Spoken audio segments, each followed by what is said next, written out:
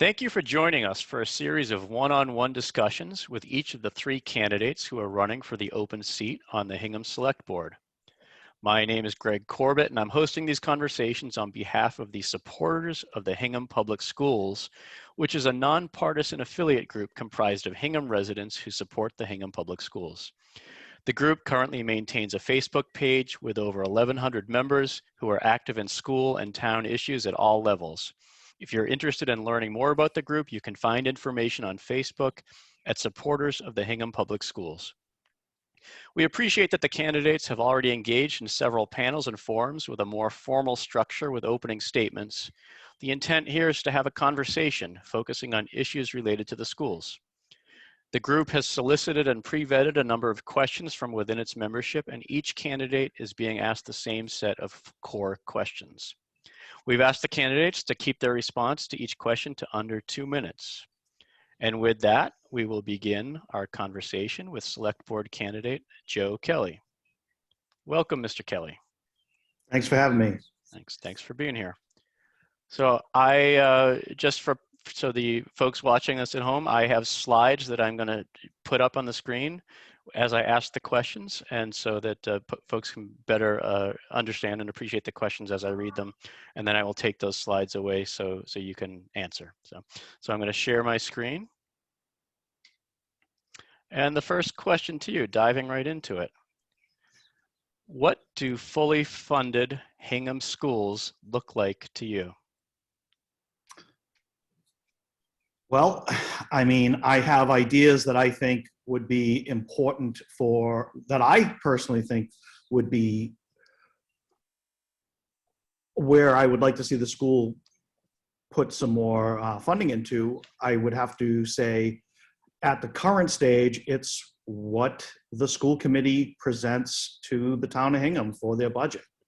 I'd like to work with the school committee to try to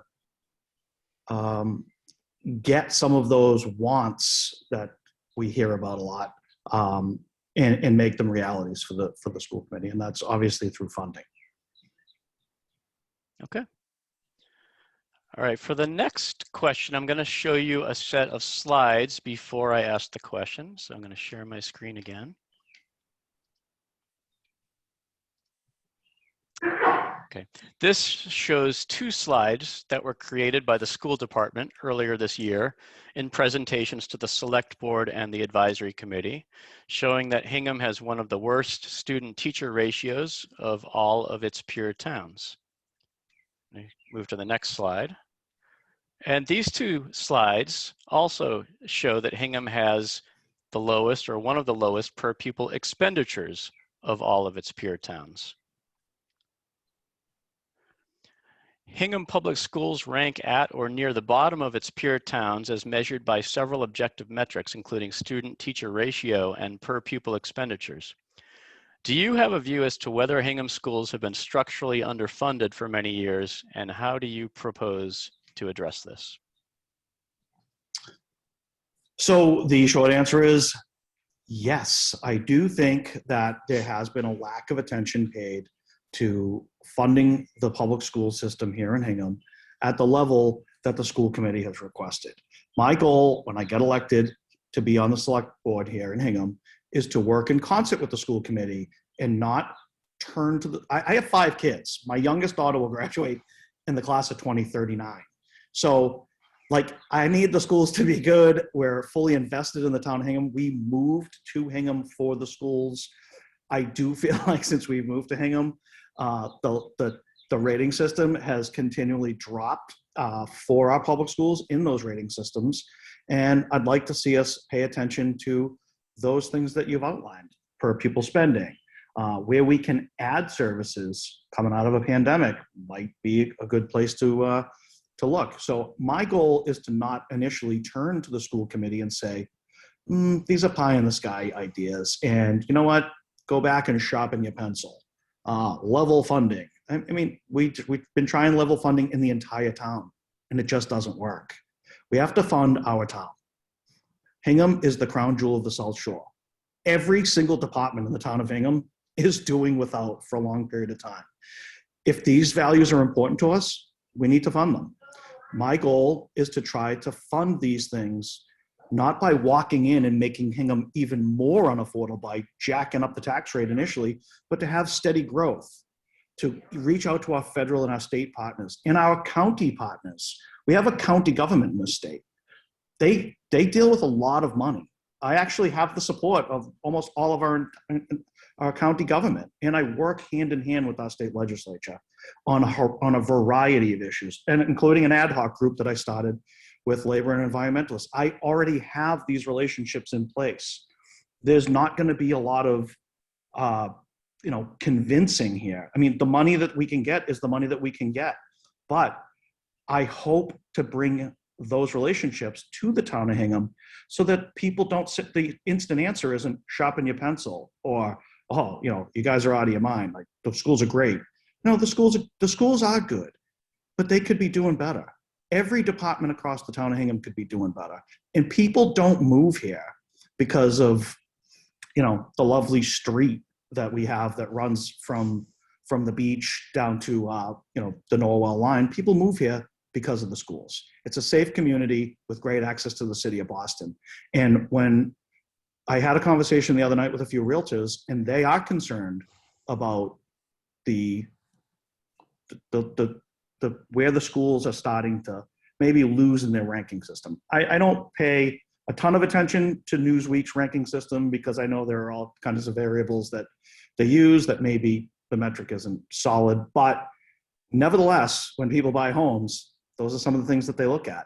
And we need to maintain a high standard of public education in this town. It's why people move to Hingham initially. Okay. All right, thank you.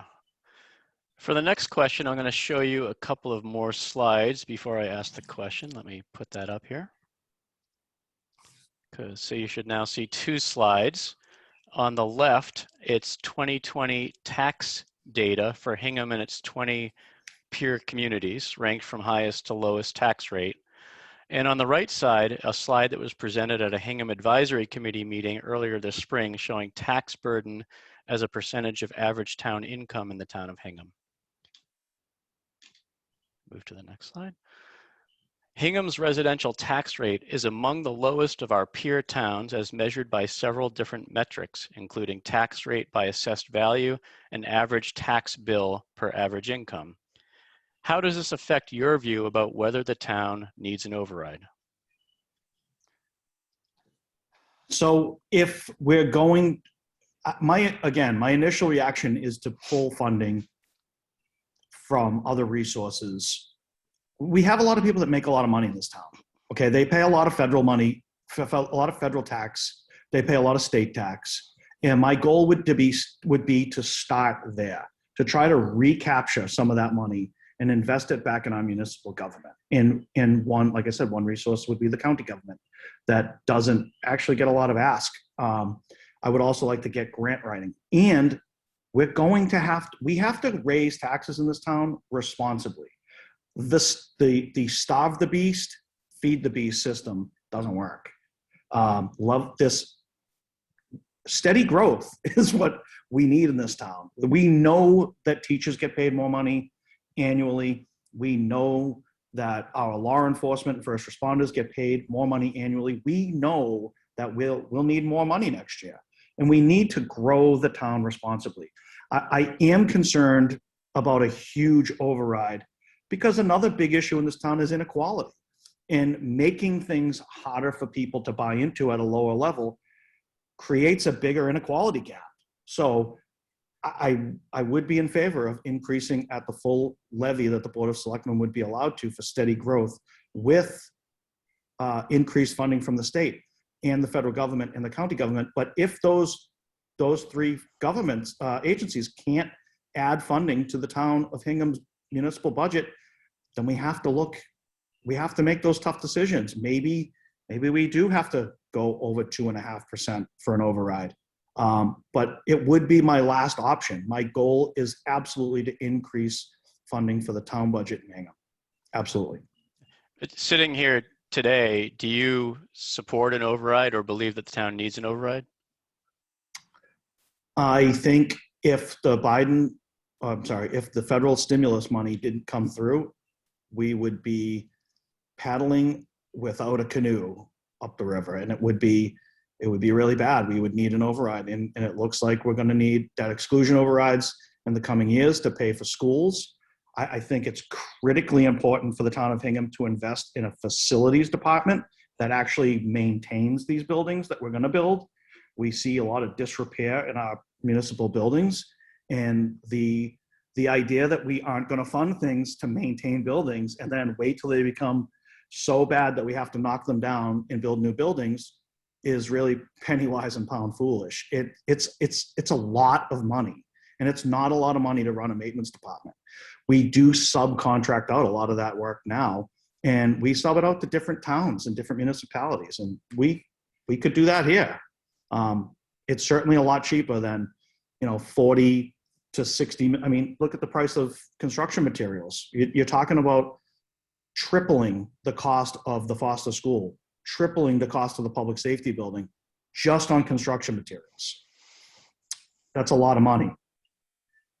We could be maintaining some of these buildings as well for a lot less money. Is it, so we're just trying to understand, is your view is that before you would support an override, you would want to try to get money from the county and pursue grant money? Yes, I would absolutely support an override if we found that there were no available funds from our county, state, and federal government. Absolutely. We have to pay the bill when the bill comes due. And does that mean supporting the budget that the school systems propose? Or do you view that there's an issue, that there's a cost issue on the school side as well? Look, I voted for several members on the school committee, right? They're volunteers in the town. I don't think that the people that were elected to the school committee or ran to be on the school committee thought, you know what, I'm going to get involved in town government and I'm going to see how I can bankrupt the town of Hingham. I don't think that was anybody's intent.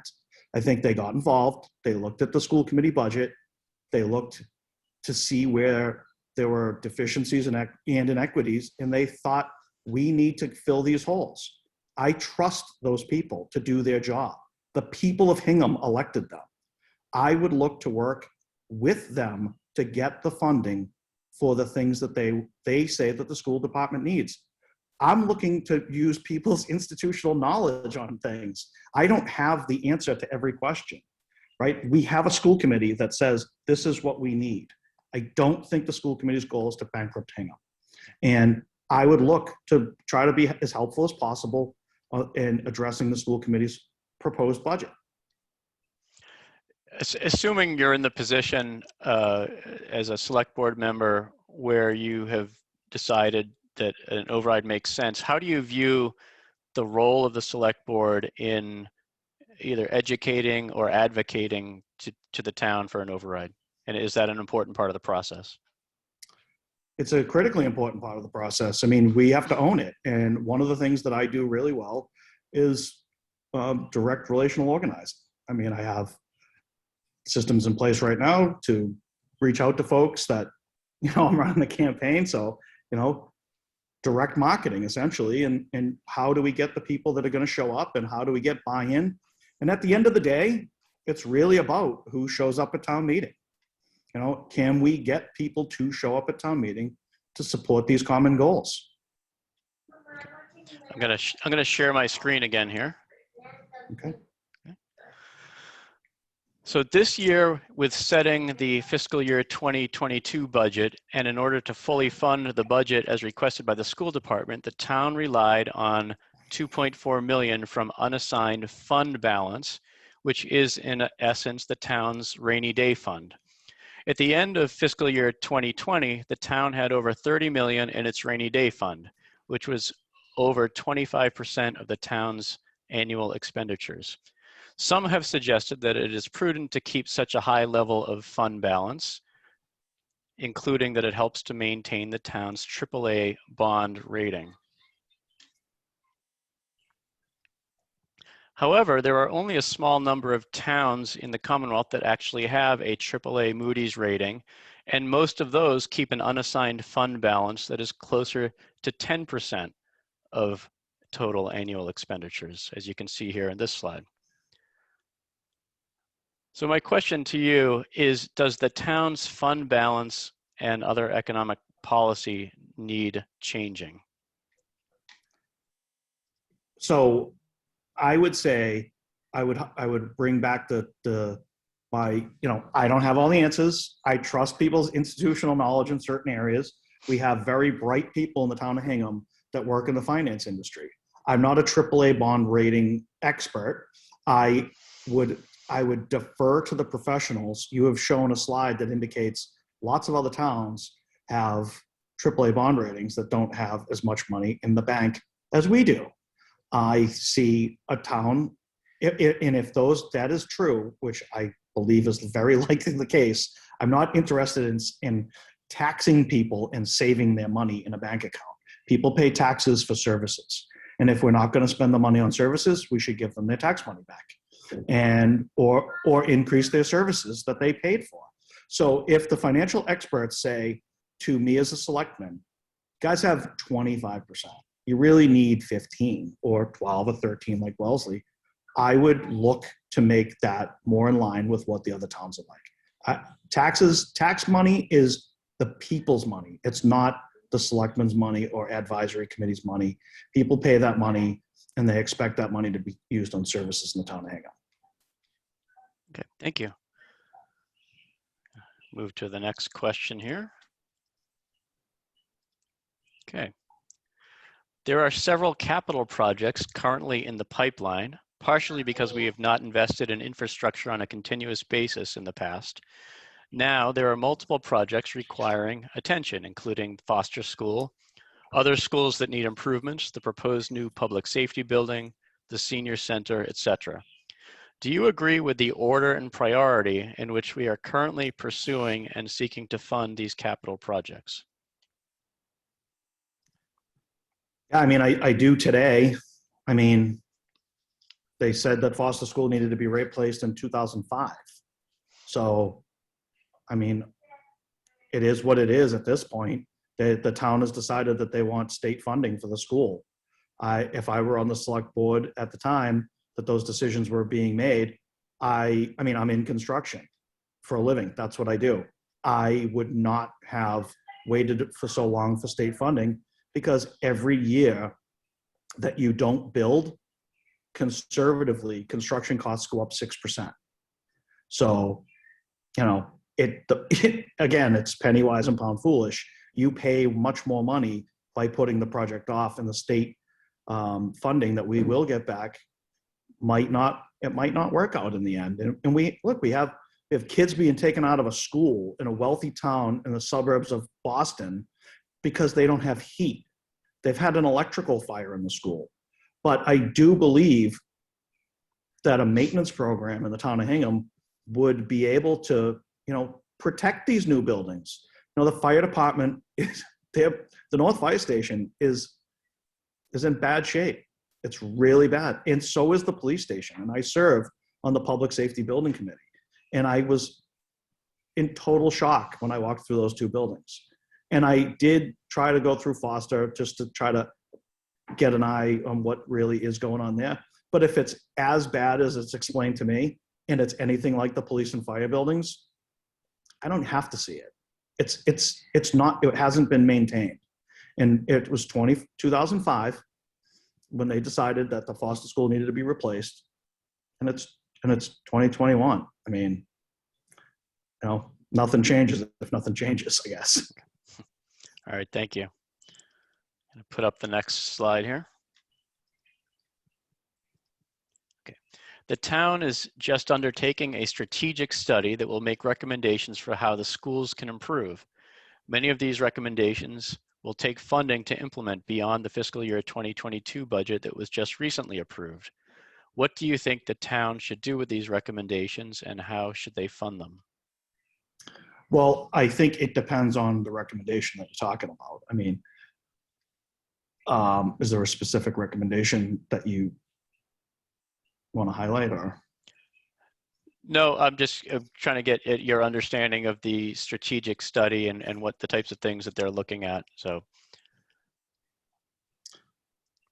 well, I mean, again, we have, as a town, have to decide what we're going to fund. And I, you know, I have a lot of wants in this town, and I have an idea of what I think the town should hold as important values. But, you know, again, I want to fund public education. I want to fund public safety. I want to fund, you know, senior citizens have worked in this town and raised their kids here. They deserve, you know, us to uphold our end of the social contract. And we can't do that with no money.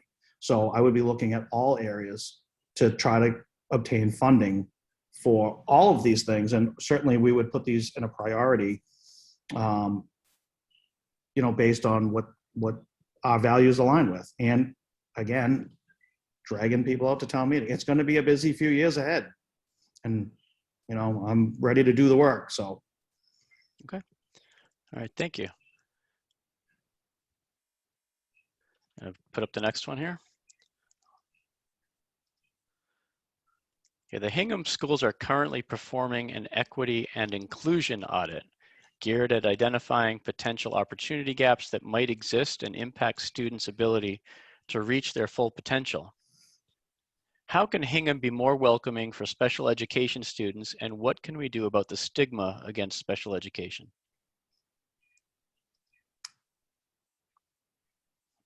We should be addressing it like other towns do at an early age. I mean, there are tons of studies that show if you put investment into identifying special education issues at, you know, the kindergarten or first grade level, they're much more manageable. And it would be beneficial for the town if we could maybe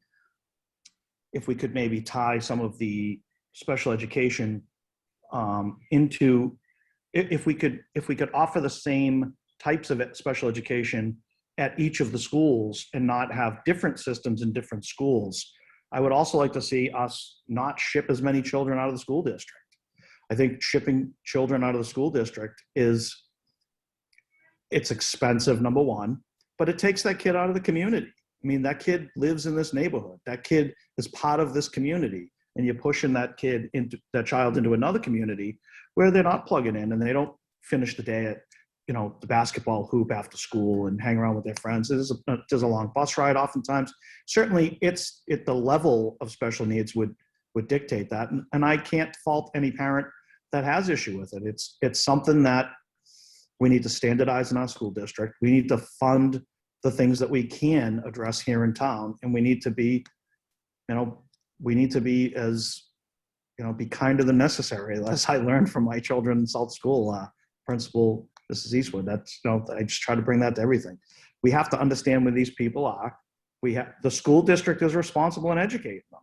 And that's it. We have to fund our special education. It's the law. There's no slashing it or cutting it. I mean, and we need these kids to be plugged in our community. They're our children. It's our responsibility. And 100% got to be there for those kids. Okay. All right. Thank you. I think we're up to our last question. I'm trying to keep to my promise of keeping this at just about 20 minutes or so. So last question, I'll put it up. Okay. What do you think about our current town meeting format and logistics? Do you have any thoughts about how we can make it easier for parents to participate in town meeting? Well, you know, as the father of 5 children, one that is 6 months old right now, you know, it's an expense, right? It costs money for us to engage in town government. We have to hire a babysitter, and you know, and we actually had to leave town meeting early this time because it went on longer than we expected to, and the babysitter that we got had to leave before town meeting was over. So we didn't get to participate fully in our town government. I do think it is restrictive for parents. And I think that the town needs to address it. I grew up in the city of Boston, which has a representative democracy. Hingham is the first time I've experienced the town meeting. And I have to say that, you know, it's the truest form of democracy, but it really makes me see that democracy can be messy, and very few people get to make a lot of the decisions for the many. But it seems to be the favored form of government for the town of Hingham. And, I'm going to do everything that I can to make it as available to people with children. I do recall the town having babysitters at the back prior to the pandemic meetings. I'd like to see if we can make that available again. I know that we have a lot of senior citizens that volunteer at the recreation center to provide parent time for, drop your kids off a couple hours a week and they'll watch your kids to go to the gym or run errands or whatever it is. I'd like to see us, focus on those things. But, I also have children that play sports too during town meeting. So we literally dropped the kid off at a baseball game and went to town meeting. And, it's tough. And we absolutely have to look at it 100%, because again, people move to Hingham for the schools. People stay here because it's a great place to be. And, we have to have everybody included in the democratic process in the town. And I don't think people didn't go to the town meeting because, that was their protest vote or anything like that. They just can't get there. And the town needs to do everything to hear from its residents. And that's how good governments work. All right. Well, thank you. That's all the questions I have for you today. And thank you for your time. Thank you for speaking with me. And thank you for your commitment and running for elected office. Well, thanks for having me. And thanks to the supporters of the Hingham Public Schools for all their hard work. It doesn't go unnoticed. So thank you again.